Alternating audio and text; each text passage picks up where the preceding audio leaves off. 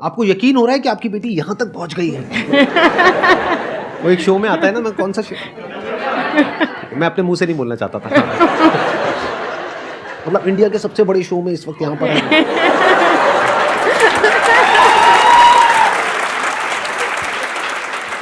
मैंने बोला मजाक में, लेकिन झूठ नहीं है। हाँ।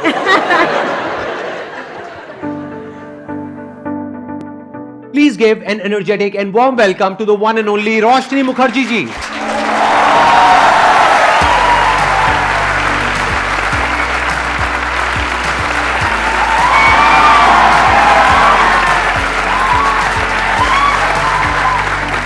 Please बैठिए, बैठिए।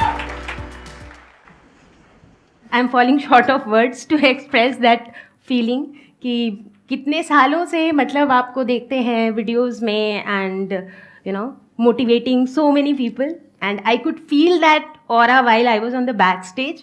वो जो आवाज़ है, वो जो गूंज है, उसमें ही एक अलग पॉजिटिविटी है। सो of course it is definitely a moment that I will cherish all my life.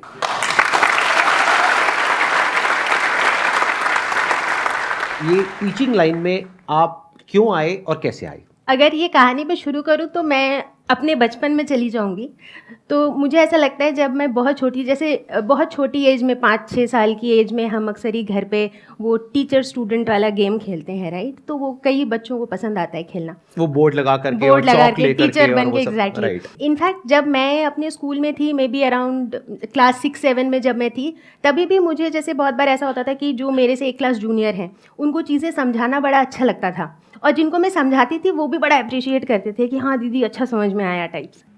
जब मैंने अपनी पढ़ाई ख़त्म की यहाँ पर, उसके बाद मेरी प्लेसमेंट हो गई तो मैं आईटी इंडस्ट्री में जॉब करने लगी। मैं विप्रो में काम की हुई हूँ, फिर मैं HP ह्यूलेट पकार्ड में मैंने जॉब किया है एज अ क्वालिटी एनालिस्ट।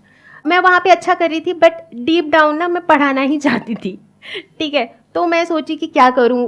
कभी सोचा कि ये जॉब छोड़ के स्कूल की टीचिंग जॉब ले लेते हैं, बट चूंकि मैं उस समय आईटी में थी ना, तो तब यूट्यूब पे टीचिंग का तो इतना था ही नहीं, क्योंकि 2011 मतलब उस समय इंडिया में लर्निंग कंटेंट थे ही नहीं।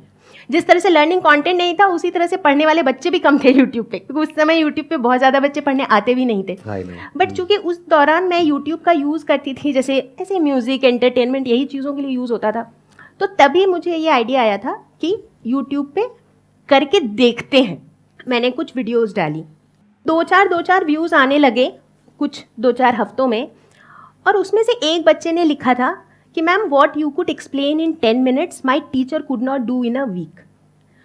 उसने क्या सोच के लिखा था उसको तो मैं जानती भी नहीं हूँ, बट वो जो कमेंट था ना, उस कमेंट से मुझे ऐसा लगा कि मतलब कोई ऐसी चीज़ जो सिर्फ मैं अपने पैशन के लिए कर रही थी, शायद वो सच में किसी और को उधर बेनिफिट कर रही है। मतलब आप मानोगे नहीं कि उस दिन ना, मतलब मैं ऑलमोस्ट खुशी से कूद रही थी कि मतलब किसी को इतना अच्छा लगा।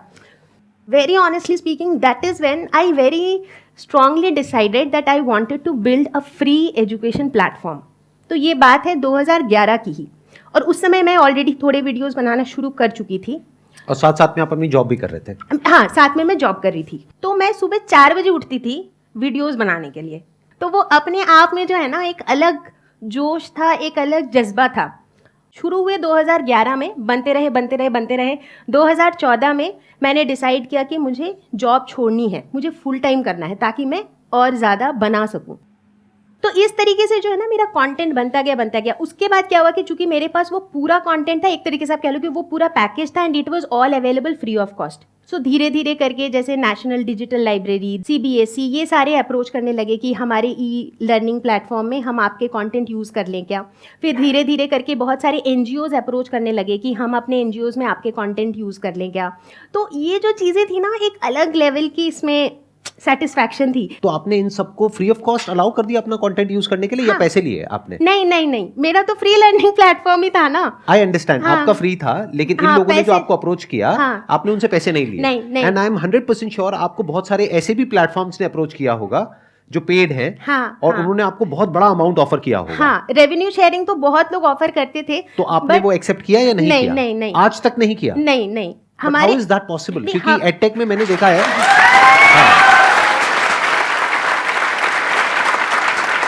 मैं आपको एक प्रैक्टिकल बात बता रहा हूँ, because I am aware of कि कहाँ पर क्या चल रहा है, किसने किसको एक्वायर किया, किसको कितनी फंडिंग मिली, और आपने मेरे भी इसमें शो में आपने देखा है जो गेस्ट आए हैं वो बताते हैं कि उनको कितना पैसा मिलता है और कितना बड़ा बड़ा अमाउंट मिलता है। आई एम श्योर आपको कम से कम भी नहीं तो 10-20 करोड़ 50 करोड़ के कई ऑफर्स आए होंगे, if I am not wrong. Offers तो आते रहते हैं, अभी भी आते हैं। करेक्ट। बट आप अभी भी एक्सेप्ट नहीं करते? नहीं, क्योंकि मुझे पता है कि मुझे क्या करना है। मैंने बताया ना कि वो जो थॉट थी ना सर कि मुझे फ्री लर्निंग प्लेटफॉर्म बनाना है, वो थॉट इतनी स्ट्रांग थी कि उस बात को 11 साल हो गए हैं, बट उस थॉट की स्ट्रेंथ अभी भी उतनी ही है।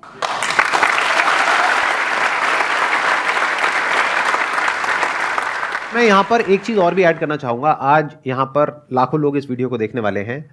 क्या आप ये कॉन्फिडेंस से कह सकते हैं कि फ्यूचर में भी अगर इस तरह के ऑफर्स आपके पास में आएंगे तो आप एक्सेप्ट नहीं करेंगे, इसको फ्री रखेंगे? या अगर कोई बहुत बड़ा ऑफर आया, मानो 10-20 करोड़ का है, 100 करोड़ का, तो आप कहोगे चलो जाने तो, क्या है, कंटेंट ही तो है, क्या फर्क पड़ता है? नहीं, मेरा कंटेंट तो फ्री ही रहेगा क्योंकि मेरा फ्री लर्निंग प्लेटफॉर्म है। मैं इस फ्री लर्निंग प्लेटफॉर्म से कभी भी हटने वाली नहीं हूँ। That I am very sure of. चाहे कुछ भी हो जाए, चाहे कुछ भी हो जाए, प्लेटफॉर्म मेरा फ्री ही रहेगा। ये होती है spirit. Let's give a big round of applause for her.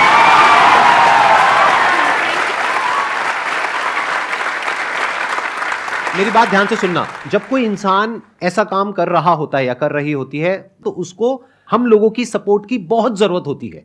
तो we should all appreciate such a person जो इतना सेल्फलेसली एक काम को कर रही है। बहुत बड़ी बात है। जहां पर के एडटेक स्पेस में क्या हो रहा है आप शायद सपने में भी नहीं सोच सकते हो कि लोग कितना कितना पैसा कमा रहे हैं। वहां पर ये चाहे तो कितना भी कमा सकते हैं। 2 मिलियन सब्सक्राइबर्स कम नहीं होते हैं और 2011 से ये कर रही हैं और कंटेंट पूरा है इनके पास में। हजारों वीडियोस हैं। आई थिंक आपकी 6-7 हजार वीडियोस हैं। हाँ। अगर ये अपना कंटेंट एज इट इज उठा करके किसी प्लेटफॉर्म को दे दें आज, तो I am sure you will be able to get a very good amount. But आप कह रहे हैं कि सिर्फ आज नहीं, फ्यूचर में भी मैं ऐसा नहीं करूंगी। हाँ, ऐसा तो मैं नहीं करूंगी, वो तो मैं बिल्कुल श्योर हूँ कि ऐसा कुछ भी कभी भी नहीं होगा। ये फ्री लर्निंग प्लेटफॉर्म ही रहेगा। तो बेसिकली अभी तक की जो स्टोरी थी ना, ये तो बस ये स्टोरी थी कि हाउ आई स्टार्टेड और कैसे ये प्लेटफॉर्म बना। आई एम सॉरी, मैं आपको बीच में इंटरप्ट कर रहा हूँ। हाँ, बिल्कुल। क्या आप इसके साथ साथ में कुछ कोर्सेज भी सेल कर रहे हैं? नहीं, कोर्सेज भी सेल नहीं कर रहे हैं? नहीं। तो आपका रेवेन्यू मॉडल क्या है? सिर्फ जो एडसेंस से आता है वो और थोड़ा बहुत स्पॉन्सरशिप? हाँ, right.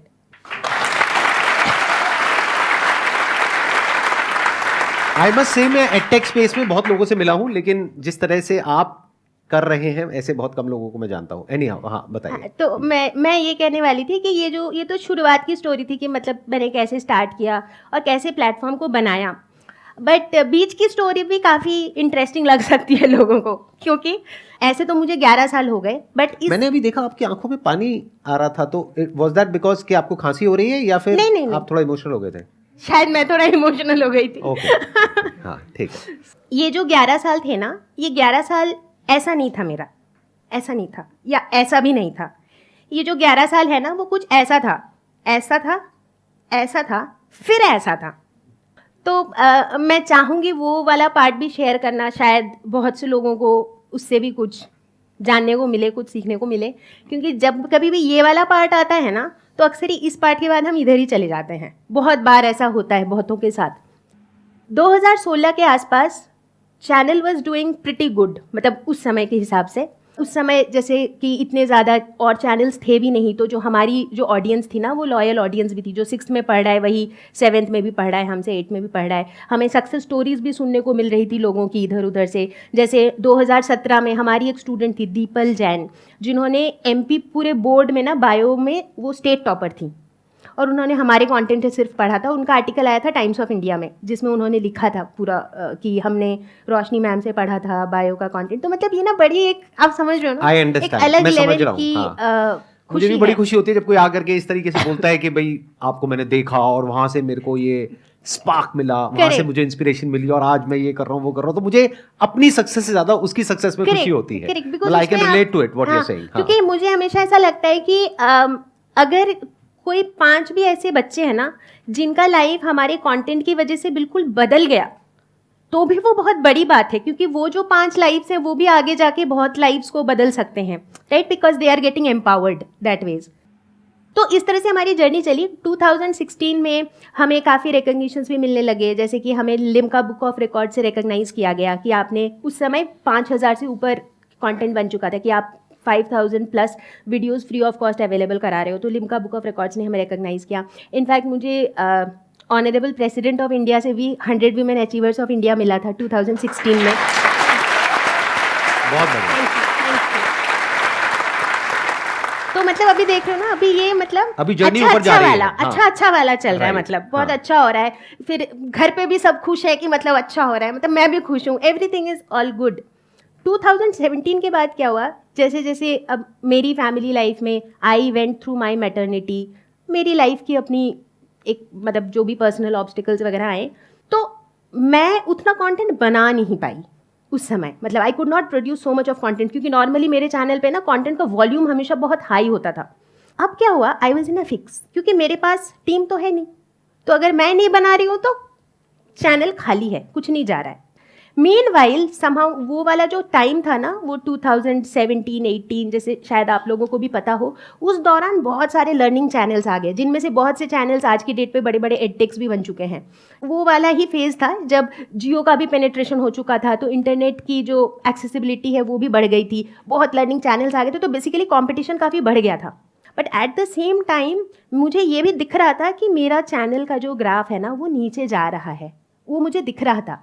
But I was not having a choice at that time, मतलब मेरे पास कोई चॉइस नहीं था, क्योंकि मेरे पास और तो कोई था नहीं बनाने के लिए। तो वो जो फेज़ था ना, सच पूछो तो it was very disappointing, disheartening, discouraging, क्योंकि मतलब आप समझ रहे हो ना कि आप यहाँ से यहाँ गए थे, उसके बाद आपको दिख रहा है कि वो नीचे आ रहा है। तो वो जो टाइम है ना, that is the time I think we need to be the strongest, जब हमको ये सोचना है कि व्हाट नेक्स्ट, मतलब मैं आज तो कुछ नहीं कर पा रही हूँ for what ever reason, but मुझे आगे क्या करना है।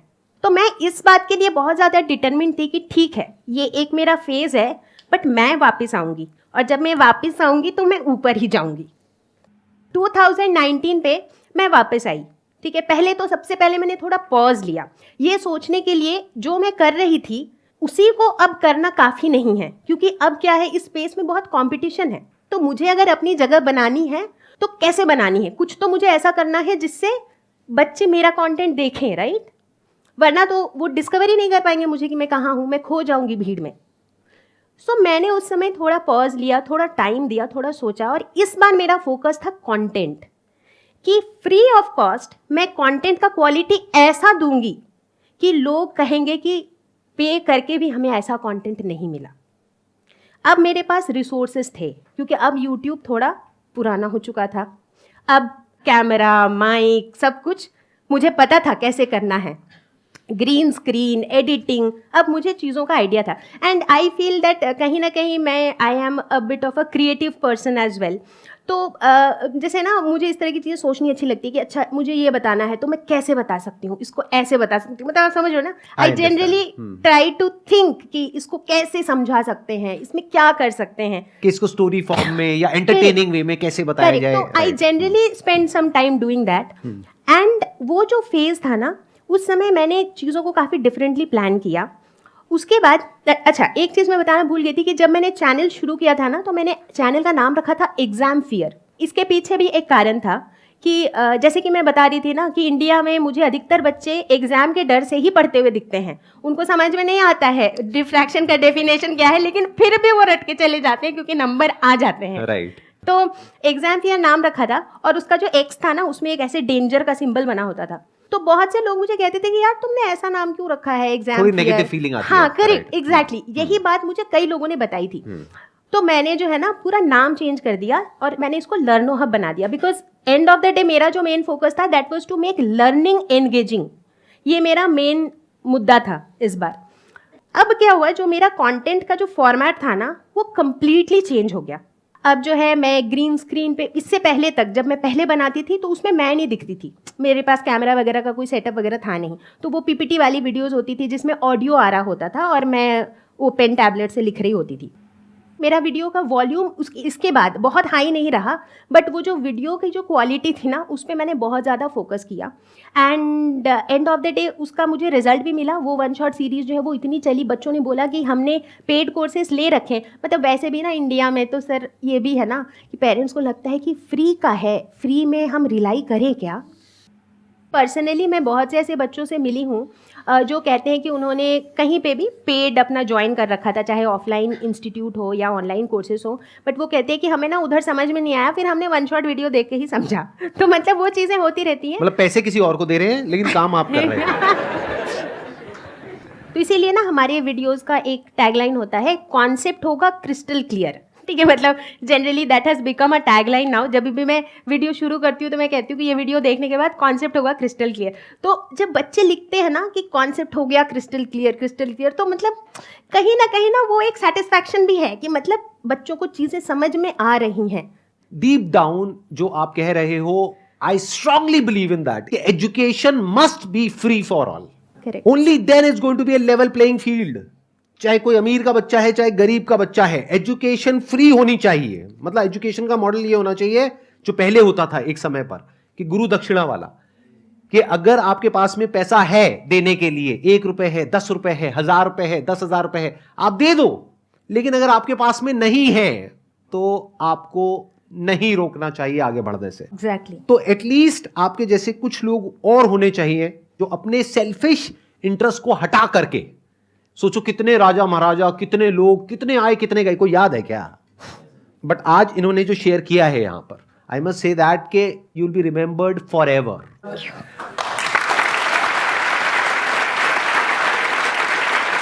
मैं सच बोल रहा हूं, मेरी इस बात को याद रखना। एक दिन ऐसा होगा जब इस दुनिया में मैं नहीं होऊंगा, आप नहीं होगे, लेकिन ये वीडियो हमेशा हमेशा के लिए रहने वाली है। करेक्ट। तो you will be there forever, you will be there as an inspiration for generations to come. अगर आप अपनी इस बात पर टिक पाते हैं जो बात आपने कही है। वैसे तो मैं देख पा रहा हूं आपके अंदर वो जो कन्विक्शन है, आपकी आंखों में नजर आ रहा है कि ये जो कन्विक्शन है आपके अंदर कि 100% आप कह रहे हो कि फ्री है तो फ्री है। अगर इस पर आप टिक पाते हो तो बहुत कमाल है।